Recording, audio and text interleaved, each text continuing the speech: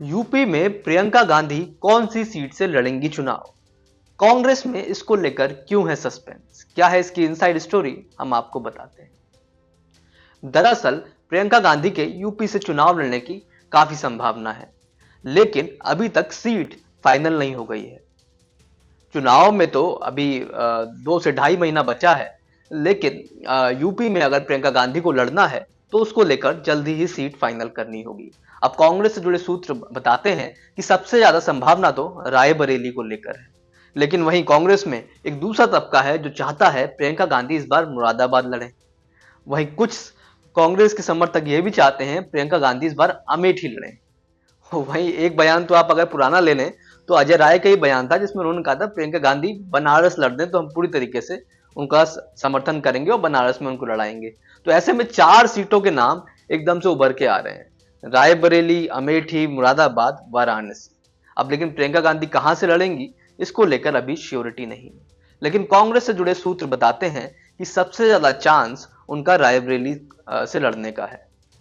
सूत्रों की माने तो पिछले दिनों कांग्रेस ने एक तरीके से कहा जाए जो प्रियंका गांधी से जुड़े या प्रियंका गांधी की कोर टीम के जो लोग हैं उन्होंने इसको लेकर बातचीत भी की आपस में, और रायबरेली, अमेठी, उसके आसपास जो सर्वे हुए उसको लेकर भी थोड़ा सा इसको लेकर भी अपना स्टडी की, और उस सर्वे में ये रायबरेली की स्थिति थोड़ा बेहतर बताई गई।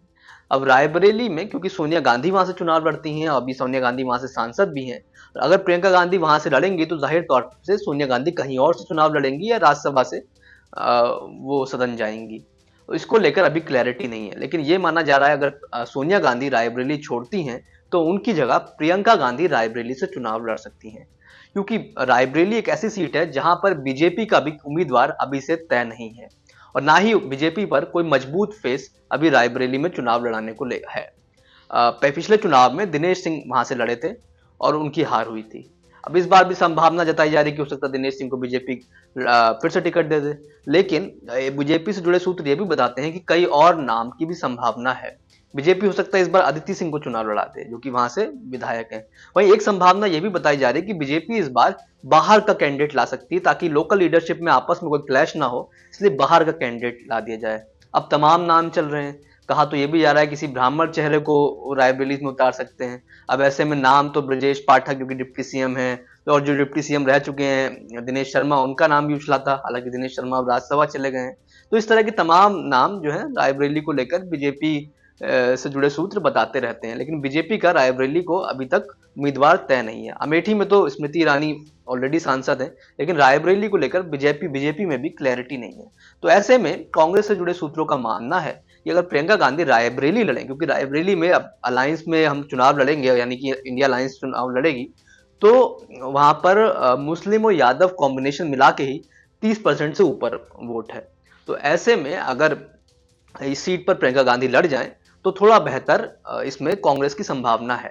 अमेठी में निश्चित तौर पर चैलेंजिंग सीट है। मुरादाबाद समाजवादी पार्टी आसानी से छोड़ेगी नहीं। वहीं वाराणसी से तो प्रधानमंत्री नरेंद्र मोदी खुद चुनाव लड़ते हैं। तो कांग्रेस से जुड़े सूत्र मानते हैं कि प्रियंका गांधी के लिए रायबरेली सीट ज्यादा बेहतर रहेगी, लेकिन अभी तक प्रियंका गांधी के यूपी में चुनाव लड़ने को लेकर कोई श्योरिटी नहीं। तो ये थी आज की इनसाइड स्टोरी। इस तरह की तमाम स्टोरी के लिए देखते रहिए यूपी तक।